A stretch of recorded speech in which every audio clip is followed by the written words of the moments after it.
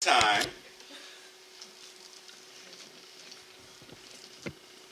It's him again. Okay, so anyhow, today once again, beginning of January, and is it not interesting to know that in CSLs, Centers for Spiritual Living, all over the world, not every single one of them, but many of them are doing and speaking about the same thing. They're going back to the basics. Now, the great thing is, none of them have me, so it's going to be different. It's going to be different. And yet, the essence is still the same. We start off today with the thing itself. Now, in the Science of Mind textbook, anybody familiar with this book? Anybody read the book? The whole book? Therein lies the thing. Now, just so you know, because Ernest Holmes starts off this textbook talking about the thing itself, and it's all of 5 pages. Everyone in this room can read 5 pages. So do not be dismayed by 4,629 volumes and pages when you can simply start with the first 5, right? Now, in those first 5 pages, what is it that Holmes is actually talking about? What is the thing itself, and why is it important for us to start with that as our foundation, right? So if I were to ask you, and I am, what is, in your own words, what is the thing itself? Life. Life. Love. Love. God. Existence. Peace. And the great thing is, you could go on and on and on, because there is no way that if that which Spirit is infinite and eternal, if it can and does go on and on and on forever, then would not we also assume that the names and the descriptors of it must also be something that potentially can go on and on and on and on and on forever? So meaning, no matter what we choose to call it, it's never enough. It's never the one name that, because there's always more. You know, one of the things that, so when I was a Baptist at one point, one of the things that got me kicked out of Bible study at one point, and it was an honest question, why don't we call God Yahweh? Like, because when Moses goes to the mountain, and so when I go back down there, because you made them, you know how they are, they're going to want to know your name. What do I tell them? Yod He Vav He. I am that I am, which translated and became, because that is the name that cannot be spoken in the Jewish tradition, so they shortened it and turned it into Yahweh, which then became Jehovah for many. So my question was, why do we say God? Like, is that a word that's actually in the Bible, or was that the Romanized way that when it went from Hebrew and Aramaic into Greek into English, somewhere an English translation said, oh, well, what is it? Oh, well, God. So I asked the question, why do we use that word? Specifically, why do we use that word? And while I'm asking you questions, I want to know, why do we call Jesus Jesus when, like, his Aramaic or Hebrew name is Yeshua? I'm just curious. Like, Jesus is his Greek name. Why are we calling him by his Greek name rather than his Hebrew name? Just a question. And I was asked to leave for asking questions. But one of the things, the reason I mention this is because there are so many, in the Bible, there are so many names for God. One of them being El. So if you know of any angels, Raphael, Michael, Gabriel, El. God, the quality of, and then, healer, God. So even Elohim, El, the name of God. So it's like there are so many names, even within that, so many names. So Holmes said, I'm not going to play the name game with you folks. Because one of the things y'all do is you perseverate over. And then when you get it, you're like, this is it. This is all it is, and this is all it is, and anything else, you're wrong, you're wrong, you're wrong, you're wrong, this is it. So Holmes said, no, I want you to get away from labeling it with a name, and I want to upset the apple cart a little bit. So I'm going to call it a thing, and refer to it as the thing itself. Now, one of the things, this is what I do. I capitalize this. I capitalize the S in ItSelf to remind us that that which it is, that self, is the divine. That eternal and infinite beingness is present right here and right now, right? So, why is it important for us to go back to the basics of the thing itself? Why is it important for us to be reminded that the thing itself is peace and love and existence and God? Why is it important for us to be reminded of the basics? Anybody in here study or practice any form of a martial art? Anybody know what martial arts? I saw one hand at least. So in the martial arts, and I know other art forms do it to a certain degree, but in the martial arts, there's a particular two that I particularly study: Aikido and Ninjutsu. And one of the things that is like really emphasized is always coming back to basics. So much, in fact, that years ago, one of my instructors introduced me to a book by a gentleman named Joe Hyams called The Zen of Martial Arts. And in there, he describes how a student receives a white belt. And you wear the white belt, and you study, and you train, and you study, and you train, and your white belt becomes soiled. It becomes dirty. It becomes gray, right? It becomes black. And then you reach a level of mastery, and the white belt that has become black is swapped out for a for real, black belt. Because the color system of belts came from America. Japan is like, look, you're a white belt, you're a black belt.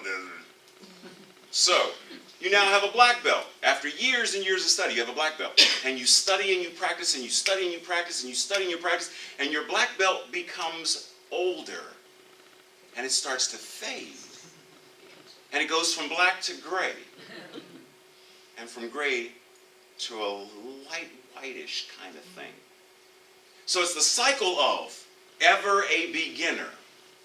So it's how do we always come back to remembering that which our culture and society tends to make us want to forget.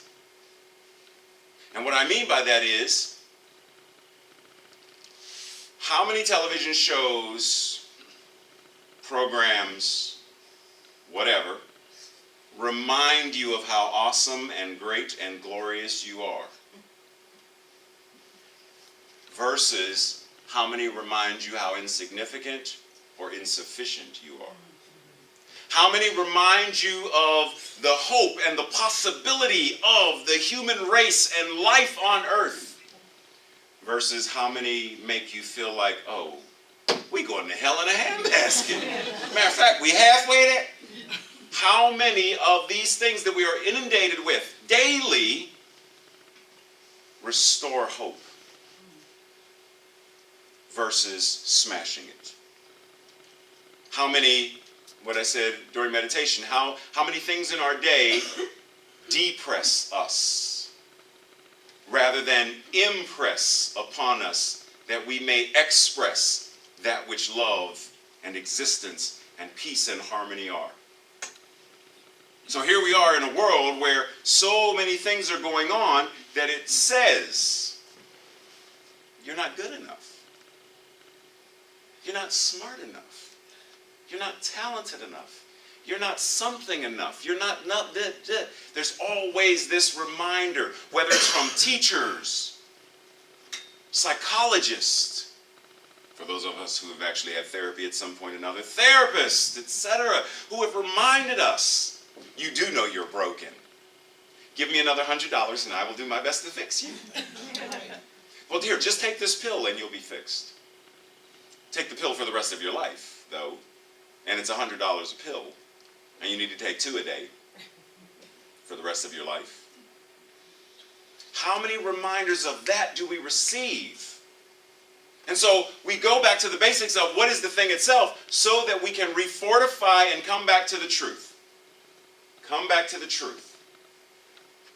I'm often reminded that it's another thing that got me kicked out of Bible study at one point. Different church, different Bible study. Why was Jesus always setting himself apart from the disciples or whomever? Because to me that was meditation. I was told that it wasn't, so I'm tomato to me. But why was he always, going, went into the belly of the boat in the storm, and and he went to the garden, and like, why? Ray, please leave. But even there, we have this reminder that knowing that being in the world does not mean you have to be of it. So even the example of Yeshua said, oh, there's so much stuff going on. I'm going to go over here and read. Y'all do what y'all got to do. I got to go read. I'm going to go meditate. I got to take a nap. I just got to get away from you folks for a while so I can recenter and reground myself because of the work I have to do. We return to the thing itself so that we can reground ourselves in the truth of our being. Knowing that if you are in fact love made flesh, how do you live your life as love made flesh? What is love asked to do in the world? If you are existence showing up in the flesh, what is existence being asked to do? What is light being asked to do? What is joy being asked to express? What is creativity wanting to birth in, through, and as you? So we come back to the foundation because we know that has anyone in here ever built your home or had your home built?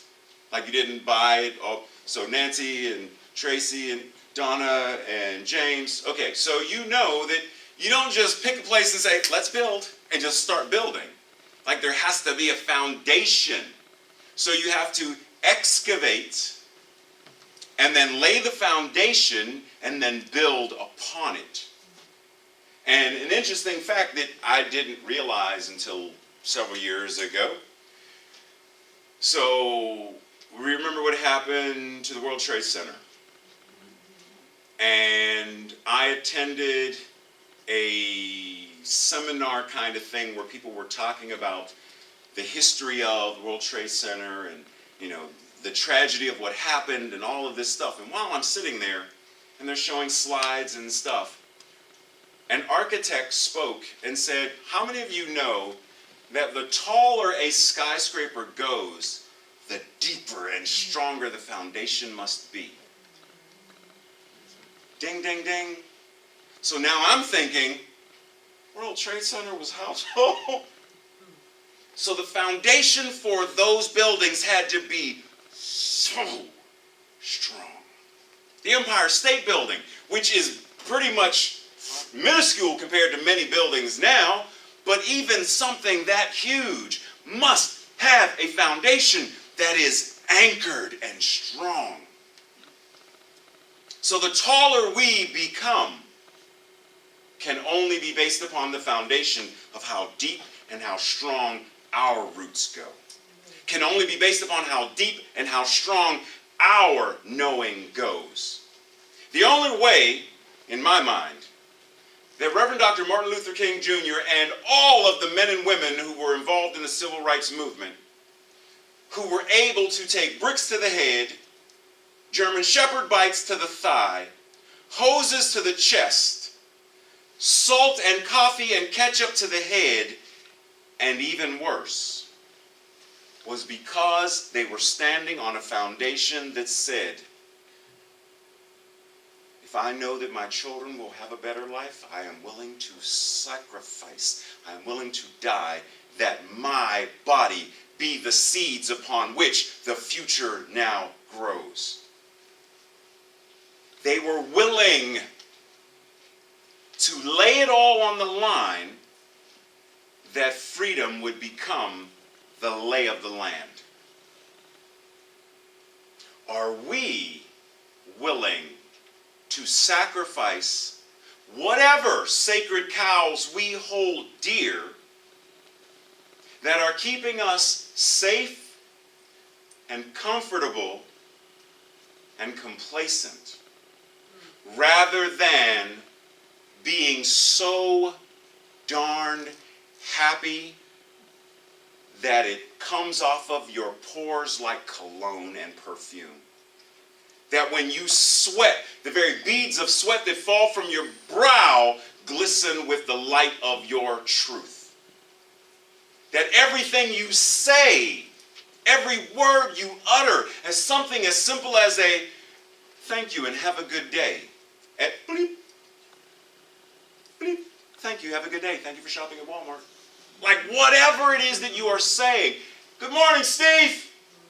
Whatever it is you are saying, that in the vibration, because we know and understand that vibration affects matter. We do understand this, right? Yes, sir. Do we also understand that thought affects matter? Because if anyone knows the research of Dr. Emoto and the water crystals, then we know that thoughts projected at water changed the very substance of the water. And how much of our beings are water? So how much of our thoughts, not just projected outwards toward another, but how much of our thoughts about ourselves are we immersed in that is now shaping what we are becoming? Because see, next week we're going to go into talking about, so we got the thing itself, then we go into what the thing does, how to use it, etc., right? But you have to know what it is before you can know what it does and how to use it. So if I'm going to bake a cake, I have to know what flour is before I can start putting it in the bowl. Because if I don't know what flour is, then I could easily mistake flour for baking soda, baking powder, powdered sugar. And so it asks for 2 cups of flour, so I put 2 cups of powdered sugar, a couple of eggs and some nutmeg and whatever, and wonder why my cake tastes like something that the dog dragged in. Because I didn't know what flour was. So we have to know what it is at its base essence. No one can tell you that. No matter how much I speak, no matter how much we read, empty words, until we choose to explore for ourselves. Because I've said this before, and I know some of you have heard it and some of you haven't heard it. So I'm going to use it again for the sake of emphasis for those who have heard it. Raise your hand if you have someone in your life that you love. Child, brother, sister, somebody that you love. Can you prove it to me? Nope. There is absolutely nothing you can do to prove to me that what that is that you feel is love. And you may say, but the way that I treat them, I don't know that that's love. How do I know? That could be kindness. Well, kindness is love. How do I know that? I don't know that. I know that that's what you're saying it is for you. Because there was a time when Ike was very nice to Tina, that everyone thought they're so in love. And yet, so just because we see it in the effect doesn't mean that it is what it is. But only each one of us can say that that's love. There's nothing I can do for you to feel this. But I can express the closest thing to it. So I sing. So I dance. I paint. I draw. I take care of children. I open a school. I open a daycare. I open a veterinary. This is how love is expressing itself through me. Whatever that is. I bake this delicious chocolate souffle. Whatever that is, that's how love expresses through me. Only you can know that for yourself. So only you can go to that place within where you find where is happiness for me? Where is joy for me? Where is the awareness of my existence? Where is health and well-being? Where is peace and prosperity? Where is that? Because for as long as we look for it in an external place, that external place becomes the sacred cow which we bow down to on a daily basis. And we make the sign of the sacred cow. Oink, oink, oink. Whatever that sacred cow is. CNN. Because whatever CNN says is the gospel. Whatever Fox News says is the gospel. Whatever my mom told me is the gospel. Well, in some cases it probably is, just FYI. Whatever, because there are certain times, just saying. Just got to put that out there because I know Gwen well enough now to know that I'm just saying. I digress. Whatever we are bowing down to and we are believing more than we are believing truth. That whole idea that principle is not bound by precedent. We have to look into our lives and find where precedent is the governing factor. And wherever it is the governing factor, then the thing itself is taking the back seat to that. So in essence, you're telling God to go to the back of the bus so that hate can drive the bus, so that obesity can drive the bus, so that poverty can drive the bus, so that loneliness can drive the bus, so that dis-ease and disharmony can drive the bus. You go sit where you belong. I'm in charge of driving the bus. Is that really how we want to live? Is that really how we get from living here, existing, to thriving? Because if what we are beings made in the image and likeness of that which love is, that which joy is, that which peace is, that which health is, that which is the magnificence of everything showing up in this 5'10", 175-pound body today. No donuts today. That, all of that magnificence. When do I let that out? When do I let that be what I am? When do I let the thing itself not just take a seat in the front of the bus, but when do I realize that the thing itself is the bus? It is the road upon which the bus is driving. It is the wheels. It is the steering wheel. It is the gas and the brake. It is the engine. It is the roof. It is the glass. It is the view outside of the glass. It is the driver and the engineer. It is the gas that propels it. The thing itself is all there is. And it's right here. When and how do I get to that place? Because the moment we reach the tipping point of that, this planet and anything near this planet has to change. It must change by divine law. It must change. We already know there's a phrase, nothing can stop an idea whose time has come. For you yourself, has the idea of peace, has that idea's time come? Has the idea of optimal health and well-being, has that idea's time come?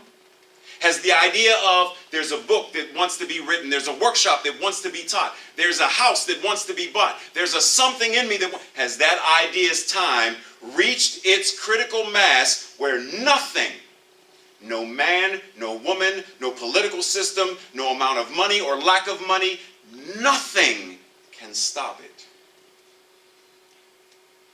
Because see, many of us, we get into this thing of, but I don't, but I can't, and trust and believe, I understand. I used to sing that song very well, very often, very loudly. Very often. No, there is absolutely nothing that I'll ever be able to do. Nothing that I'll ever be. Poor old miserable me. My life is miserable, so am I.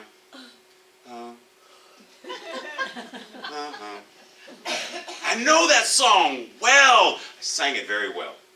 Lyrics memorized. A cappella, without, like I could do like whatever. I had it. And this one day, on YouTube or something, and I see this video of this gentleman named Wilcher, who has no arms and no legs. And not only, because at that time I wanted to be a speaker, and this dude travels the planet speaking to audiences of 100,000 people. And he surfs. Did you get the part about he has no arms and no legs? He learned how to surf from a young lady named Brittany who had her arm bitten off by a shark. So the one-armed surfer taught the gentleman with no arms and no legs how to surf. He golfs, he swims, he skydives, he's married and has 2 children. Then what's holding me back? The only thing that could possibly be holding any of us back is there something in our consciousness that's saying no. That's saying, who's going to really read your book? Nobody's going to come to your workshop. Nobody wants to be your friend. Nobody wants to go out to lunch with you. Nobody wants to date you. Nobody wants to marry you. Nobody, nothing, no. Just go home, watch the soaps, eat chocolate, and exist. But the thing itself doesn't know that song, because that's contraction. And the thing itself is ever expanding consciousness. So that's love and oh so much more love. Wonder and oh so much more wonder. So here we are as adults, and we are asked, 2019, allowing that which God is, allowing that which the thing itself is, allowing that which is the one mind, allowing that to rise to the surface. What idea am I willing to let its time come? That from this point forward, I am not and cannot be what I once was. That phoenix has set itself ablaze, and from the ashes of the old rise the new, never to become what it once was, only to become yet more and yet more and yet more and yet more of what it can be. Let's pray.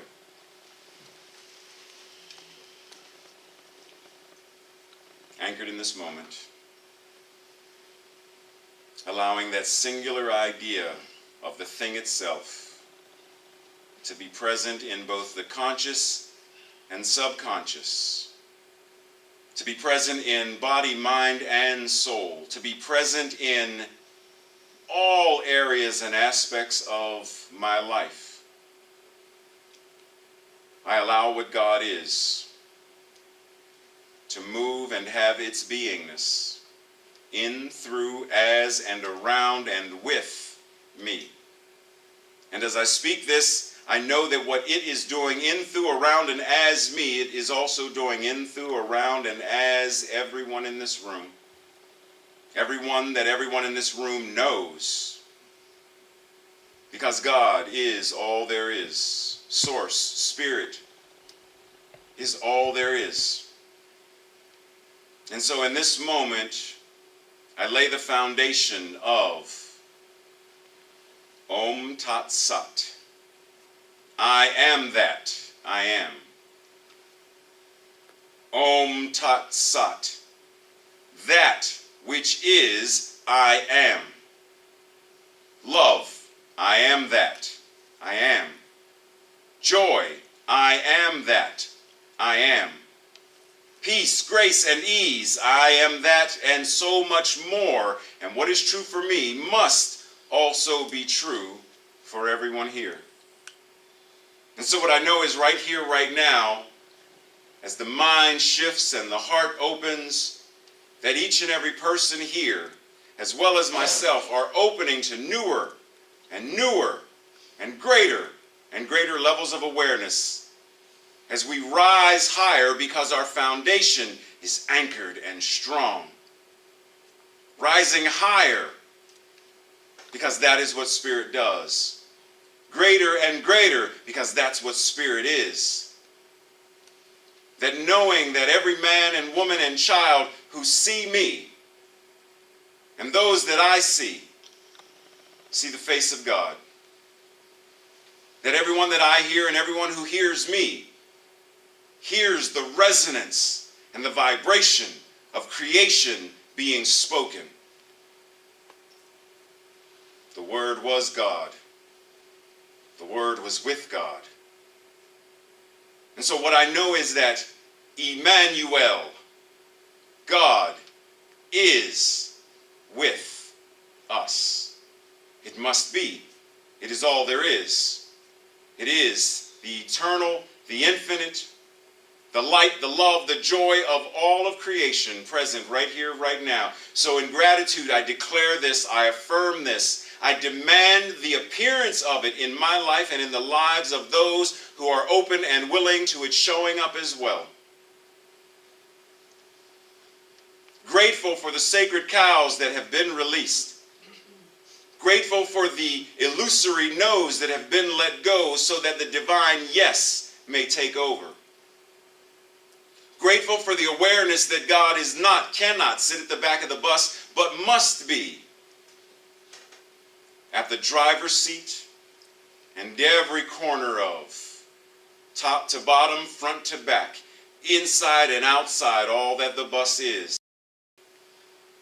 So in this moment of gratitude, I release it knowing it is already so because it came from the mind of God. It was spoken through the incarnation of God. It is received in the ears of God and received into the law that always says yes. So I know that it is already manifest in spirit, manifesting in flesh.